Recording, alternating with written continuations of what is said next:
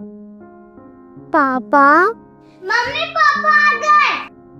पापा अंदर आ जाओ। आ जाओ अंदर आ जाओ।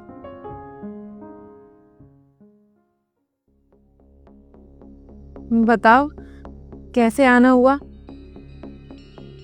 और ये लड़की कौन है? ये अंजलि है और मैं शादी का कार्ड देने आया हूँ। किसकी शादी? मेरी और अंजलि की शादी। तुम शादी कर रहे हो? पापा आप शादी कर रहे हो, आप दूसरी मम्मी लाओगे? आप हमारे से कभी मिलने नहीं आओगे?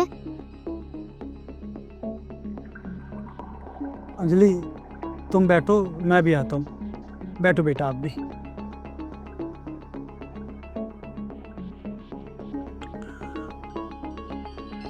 अब तुम्हें क्या हुआ? तुम तो बड़ी जल्दी आगे बढ़ गए, दूसरी शादी भी कर रहे हो। हमारा तो डाइवोर्स होने वाला है, तो क्या करूँगा? और कार्तिक का क्या होगा? तुम तो कह रही थी कि तुम उसकी केयर मेरे से अच्छी करती हो। अभी मैं उससे मिलने महीने में 1-2 बार आ जाता हूँ, फिर साल में 1-2 बार आऊँगा। हाँ सही है। अब क्या हुआ तुम्हें? तुम तो कह रही थी मैंने तुम्हारी ज़िंदगी ख़राब कर रखी है, तुम्हारी ज़िंदगी नरक बना रखी है। मुझे समझ नहीं आ रहा कि मैं तुमसे क्या बोलूं और क्या नहीं, लेकिन हाँ एक बात मुझे ज़रूर समझ में आ गई है कि एक औरत की ज़िंदगी में ना मर्द का होना बहुत ज़रूरी है। शुरुआत में मुझे ऐसा लगता था कि तुम्हारे जाने के बाद आज़ादी है, मैं अपनी ज़िंदगी खुल के जी सकती हूँ, कोई रोक टोक नहीं। मुझे ऐसा लगा कि जैसे मैं तुम्हारे बिना नहीं रह पा रही ना, वैसे तुम भी मेरे बिना नहीं रह पा रहे होंगे और तुम मेरे पास वापस आ जाओगे। देविका तुम्हें पता है प्रॉब्लम क्या है?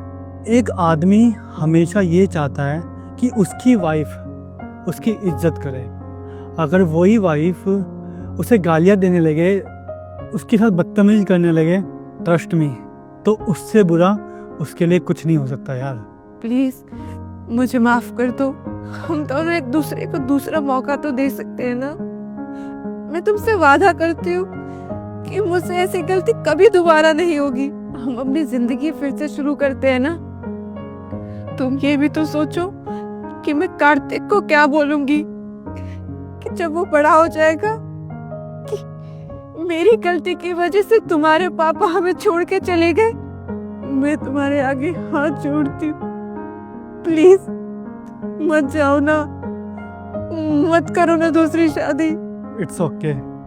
और मैं भी कोई शादी नहीं कर रहा। ये अंजलि है, मेरी बहुत अच्छी दोस्त है, इसकी शादी है और इसने मुझे बोला कि ये तुम्हें इनवाइट करना चाहती है, तो इसी वजह से मैं यहाँ पर आ गया तुम्हारे पास तुम्हें इनविटेशन देने के लिए। बल्कि सच्चाई तो ये है कि मैं देखने आया था कि तुम मेरे बिना कैसे रह रही हो। प्लीज मुझे माफ कर दो, आई प्रॉमिस मैं आज के बाद तुमसे कभी नहीं लड़ूंगी।